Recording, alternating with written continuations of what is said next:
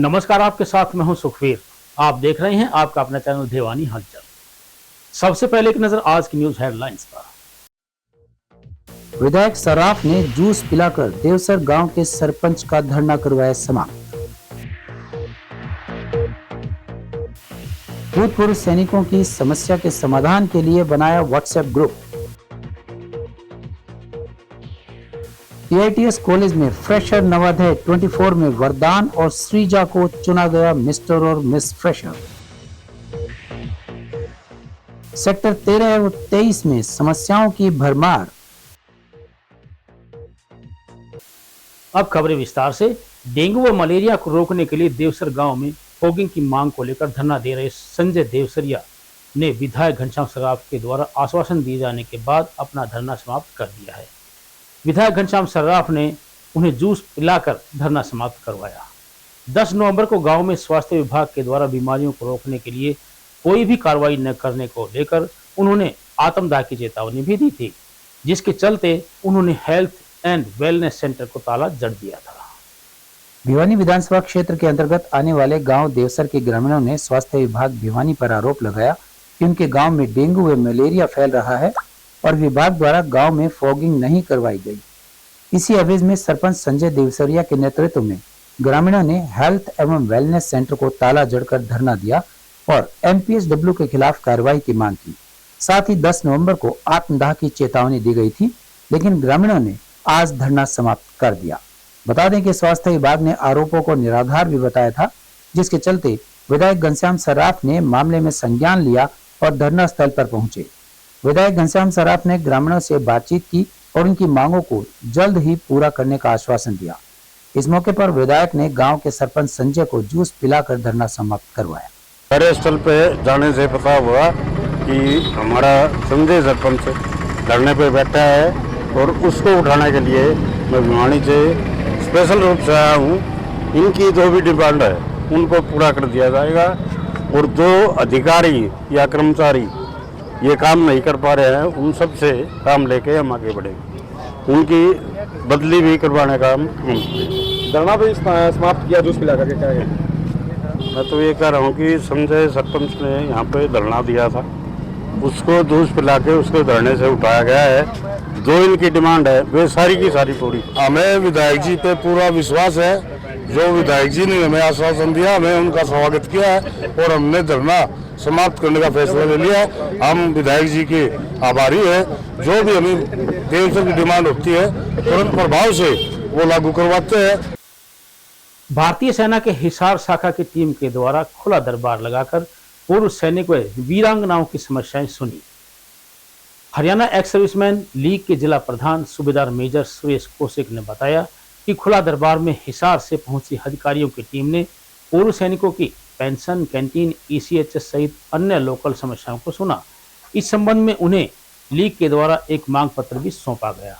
वहीं सेना के अधिकारियों के द्वारा पूर्व सैनिकों की सभी समस्याओं को हल करने का आश्वासन दिया गया। पूर्व सैनिकों एवं वीरांगनाओं से जुड़ी पेंशन, कैंटीन, ईसीएचएस सहित अन्य लोकल समस्याओं के समाधान को लेकर जानकारी देते हुए Haryana ex service man league के जिला प्रधान सूबेदार मेजर सुरेंद्र कौशिक ने बताया कि अधिकारियों ने उन्हें आश्वस्त किया कि उनकी समस्याओं को उच्च अधिकारी तक पहुंचाकर जल्द से जल्द समाधान करवाया जाएगा। इसके अलावा टीम द्वारा व्हाट्सएप ग्रुप भी बनाया गया, जिसमें पूर्व सैनिकों को जोड़ा गया ताकि छोटी से छोटी समस्या को टीम तक पहुंचाया जा सके।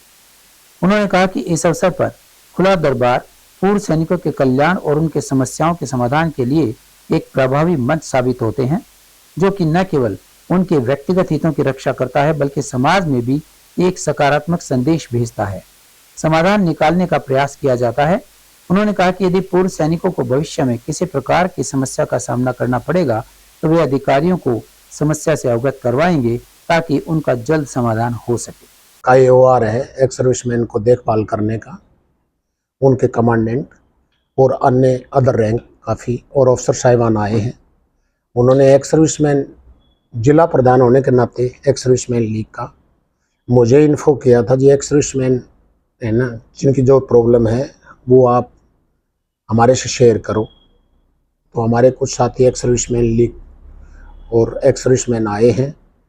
उन्होंने अपने अपने कोई प्रॉब्लम, जेन्युइन कोई प्रॉब्लम नहीं थी किसी को, हमारे साथ बैठ के उन्होंने शेयर किए हैं एक एक प्रॉब्लम को, और एक्स सर्विसमैन को ये अश्योर किया है कि यदि भिवानी डिस्ट्रिक्ट की एक्स सर्विसमैन की कोई भी प्रॉब्लम होती है तो हमारी रेजिमेंट का AOR है ये, आप हमारे संपर्क करिए। उन्होंने एक व्हाट्सएप ग्रुप भी बनाया है और उसमें तकरीबन एक्स सर्विसमैन को ऐड किया है।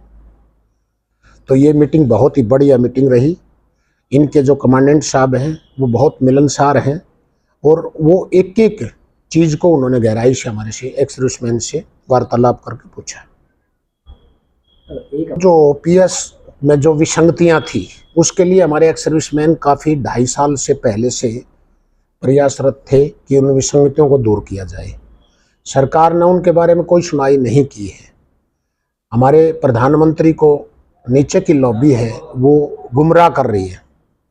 1 रैंक 1 पेंशन का जो मतलब है समान वेतन, पेंशन, समान सर्विस और समान रैंक, ये मतलब होता है 1 रैंक 1 पेंशन का। अभी 1 रैंक 10 पेंशन है, उनकी विसंगतियों को दूर नहीं किया गया। इन्होंने 6ठे वेतन आयोग से ही उसमें विसंगतियां शुरू कर दी थी, वो पहले दूर होनी चाहिए थी। उनकी पे फिक्सेशन दूर होना चाहिए था, वो भी नहीं किया। फिर 7th पे कमीशन को आउट कर दिया और जो विसंगतियां हैं ज्यों की त्यों है। वो जवान और जेसीओज को कोई ज़्यादा बेनिफिट नहीं मिला है, इसलिए भारी रोष है। जो इन्होंने साथ सरकार ने अपने कुछ चुनिंदा आदमियों को बुला के एक सेलिब्रेशन किया है कि हम 1 रैंक 1 पेंशन का तीसरा जो एडिशन अभी दिया है उसकी कोई है ना इन्होंने मनाया है कोई दिवस, तो उसके बरखिलाफ सैनिकों में पूर्व सैनिकों में रोष था और उन्होंने काली पट्टी बांध के अपने रोष को जाहिर किया है। क्योंकि हम सेना के डिसिप्लिन्ड आदमी हैं। जैसे देश में और जगह आंदोलन होते हैं, तोड़ फोड़ होती है, ये होता है वो होता है, लेकिन हम डिसिप्लिन्ड आदमी हैं। हम अपना रोष प्रकट शांति तरीके से किया है। TITS कॉलेज में नव अध्याय 2024 फ्रेशर पार्टी का आयोजन किया गया। फ्रेशर पार्टी का शुभारंभ GBTL के CEO अरुण प्रकाशम ने मां सरस्वती के समक्ष दीप प्रज्वलन करके किया। उन्होंने कॉलेज के विद्यार्थियों के साथ छात्र जीवन के अनुभव साझा किए और छात्रों के उज्जवल भविष्य की कामना की। वहीं इस अवसर पर TITS के सलाहकार प्रोफेसर BK बेरा और निदेशक प्रोफेसर GK त्यागी ने कहा कि उनके कॉलेज के विद्यार्थी पूरे विश्व में भिवानी का नाम रोशन कर रहे हैं। प्रोफेसर BK बेरा ने बताया कि कॉलेज के विकास के लिए प्रशासन के द्वारा नई तकनीक सुविधाओं को उपलब्ध करवाया जा रहा है ताकि विद्यार्थियों को नई टेक्नोलॉजी के आधार पर जानकारी प्राप्त हो सके। उन्होंने नव आगंतुक विद्यार्थियों को मेहनत में विश्वास करने और माता पिता के संस्कारों को अपनाने की बात कही। देश के प्रतिष्ठित तकनीकी शिक्षण संस्थान TITS कॉलेज में नवाध्याय 24 फ्रेशर्स पार्टी में GBTL भिवानी के CEO अरुण प्रागसम ने अपने छात्र जीवन के अनुभव साझा किए और छात्रों के उज्जवल भविष्य की कामना की। संस्था निदेशक प्रोफेसर डॉक्टर GK त्यागी ने प्रथम वर्ष के छात्रों का स्वागत करते हुए कहा कि यह बड़े हर्ष का विषय है कि अब आप सभी इस परंपरा का हिस्सा हैं। उन्होंने आगे बताया कि यहाँ के छात्र न केवल देश अपितु विदेशों में भी अपने संस्थान का नाम उज्जवल कर रहे हैं। इस दौरान ऑप्टिमिस्ट ग्रुप द्वारा पाश्चात्य नृत्य ने समा बांध दिया। TIT ग्रुप के सलाहकार प्रोफेसर डॉक्टर BK बेहरा ने अपने संबोधन में बताया कि ऐसे आयोजनों से नव छात्रों का वरिष्ठ छात्रों के साथ मेलजोल बढ़ने के साथ साथ उनके प्लेसमेंट में भी मदद मिलती है। उन्होंने TITS कॉलेज के गौरवमयी इतिहास के विषय में विस्तृत चर्चा की। इस दौरान मिस्टर और मिस फ्रेशर का आयोजन भी किया गया, जिसमें वरदान को मिस्टर फ्रेशर और श्रीजा को मिस फ्रेशर चुना गया। पुराना परंपरा कल्चर को मेंटेन कर रहे हैं जो TIT में ये फ्रेशर डे जो प्रोग्राम होता है हर कॉलेज में हर यूनिवर्सिटी में नहीं होता है, बट ये 1943 से अगर मैं गलत नहीं हो तो ये TIT में ये परंपरा चलते आया, कभी भी एक साल भी नहीं रुकता है। ये एक ऐसा चांस है जो नया स्टूडेंट जो आता है उनको सभी पुराना स्टूडेंट्स टीचर सबसे एक फ्रेंडशिप माहौल में मिक्सअप होने के लिए एक बड़ा मौका मिलता है। और ऐसा प्रोग्राम जो है कि हम तो हर बार मैं भी कॉलेज से पास आउट हुआ, मैं तो जब मैंने त्यागी साहब हमको बुलाया था तब इधर हम तो यही सोचे हैं कि हमको पुराना हमारा कॉलेज की याद जो हमको वापस आज याद आ रही है, तो मैक्सिमम कॉलेज में ये चीज होना ही चाहिए, क्योंकि एक बहुत बड़ा मौका मिलता है नया स्टूडेंट्स के लिए खुलने के लिए।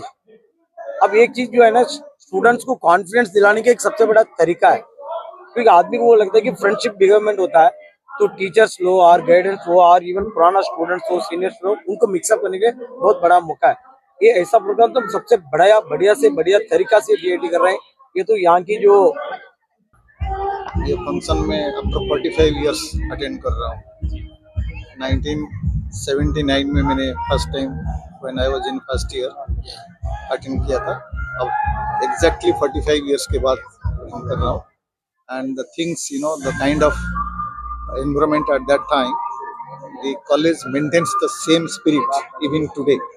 You know, लोगों की जोश में, लोगों की उत्साह में, लोगों की enthusiasm में कोई फर्क नहीं है।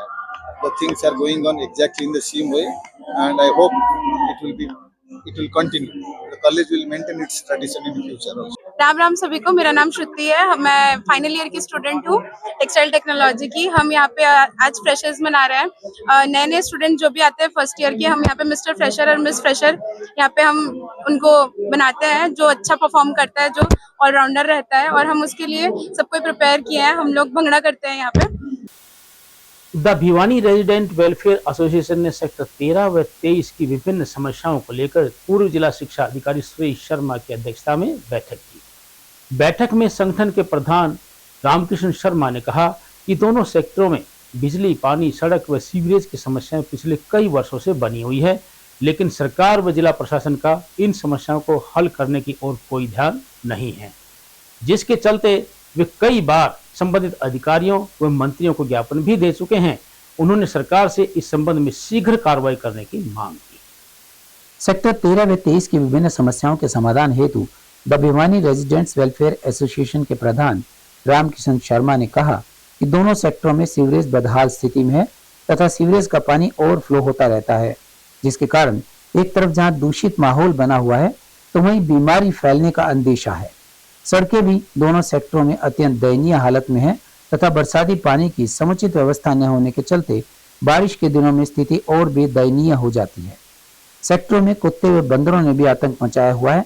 ऐसा कोई दिन नहीं जाता होगा जब कुत्तों व बंदरों की मार से नागरिक घायल न होते हों।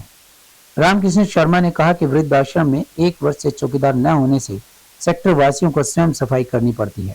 ऐसे में यहाँ पर चौकीदार लगाया जाए। इसके अलावा बैठक में सेक्टरों में झाड़ियां कटवाए जाने, मकानों में नंबर नए सिरे से लिखवाए जाने की मांग भी की गई। आज मीटिंग का मुख्य उद्देश्य ये था कि सेक्टर 13 और 23 के अंदर बहुत सारी गंभीर समस्याएं हैं। सबसे पहली तो शिविर की समस्या है। पानी कई बार शिविर का बाहर छोड़ दिया जाता है, जिसके कारण गंदगी होती है। यहाँ हाल ही में पिछले 6 तारीख को भगत सिंह चौक पर शिविर का पानी निकाल कर और जो 2 दुकानें बन रही हैं, जो लड़कियों का स्कूल, उनके सामने वहाँ छोड़ दिया गया, जो 3 दिन चलता रहा। इससे पूर्व MPH में भी 1 जनवरी को छोड़ा गया था, जो 3 दिन चलता रहा। इस तरह शिविर की एक गंभीर समस्या है। नंबर 2, वर्षा के पानी की कोई निकासी नहीं है, ये भी बहुत ज़रूरी है। इसके लिए हम कष्ट निवारण समिति में डलवाना चाहते हैं ताकि इस समस्या हल हो। तीसरा, सड़कों की तो दुर्दशा बहुत ही अत्यंत पिछले 3 साल से है। आपके चैनल को नमस्कार करता हूं और इसके साथ साथ मैं कह रहा हूं कि सेक्टर में अनेकों समस्याएं मुंह बाएं खड़ी है। जगह जगह कुत्तों का टोल है और वो किसी भी व्हीकल वाले को जाने नहीं देते और कम से कम 15-20 जो है ना आदमियों को काट चुके हैं। हम पहले तो मैं यही रिक्वेस्ट करूँगा प्रशासन से कि प्रशासन जो है ना इन कुत्तों का यहाँ से जो है ना कहीं दूसरी जगह पर ले जाके छोड़ा जाए, ताकि इस समस्या से निदान हो सके। और जगह जगह सेक्टर 13 में झाड़ियाँ खड़ी हुई हैं और इसमें कई दफ़ा सांप और जहरीले जानवर निकलते हैं इसमें से। और अब एक खबर चलते चलते, गोवंश की संपूर्ण देखभाल सुनिश्चित करने के लिए राज्य सरकार ने इस वर्ष गौ सेवा आयोग के लिए 400 करोड़ रुपए बजट का प्रावधान किया है, जिसे आगामी वर्ष में बढ़ाकर 510 करोड़ रुपए किया जाएगा। बेसहारा गोवंश की देखभाल की दिशा में विशेष अभियान चलाया जा रहा है। आगामी 3 माह में सड़कों पर बेसहारा गोवंश दिखाई नहीं देगा, यह कहना है मुख्यमंत्री नायब सिंह सैनी का। मुख्यमंत्री ने पंचकुला गोवंश सेवा धाम की परिक्रमा की और गौ सेवा करके अनुदान भी दिया। सरकार अब 1000 गायों वाली गौशालाओं को एक ई रिक्शा और इससे ज्यादा गायों वाली गौशालाओं को 2 ई रिक्शा खरीदने हेतु प्रति ई रिक्शा 1,25,000 रुपए की आर्थिक सहायता देगी और अब नई गौशाला बनाने के लिए CLU लेने की भी आवश्यकता नहीं होगी। सरकार ने गौशाला में सौर ऊर्जा प्लांट लगाने के लिए 90% अनुदान तथा 3000 गायों वाली गौशाला में गोवंश के स्वास्थ्य की जांच के लिए सप्ताह में 1 दिन चिकित्सक द्वारा देखभाल करने का भी निर्णय लिया गया है। जो किसान देसी गाय का पालन करेगा उसे 30,000 रुपए की राशि प्रति वर्ष प्रति गाय का अनुदान दिया जाएगा। सरकार द्वारा अब गौशाला के लिए दान में मिली या खरीदने वाली जमीन की रजिस्ट्री पूर्ण रूप से टैक्स से मुक्त की गई है। इसके अलावा EDC की भी फीस नहीं लगेगी। अब गौशाला में ट्यूबवेल लगाने के लिए बिजली और सिंचाई विभाग से कोई अनुमति लेने की आवश्यकता नहीं है। बेसहारा बछड़ा, बछड़ी, गाय व नंदी को पकड़कर गौशाला में भेजने के लिए प्रति बछड़ा या बछड़ी 300 रुपये, प्रति गाय 600 रुपये और प्रति नंदी 800 रुपये की दर से नकद राशि का भुगतान गौशाला को किया जाएगा। गौशालाओं में चारे की व्यवस्था का भी प्रबंध करने का सरकार ने निर्णय लिया है। बछड़ों के लिए 20 रुपये, गाय के लिए 30 रुपये और नंदी के लिए 40 रुपये राशि सरकार के द्वारा चारे के रूप में प्रदान की जाएगी।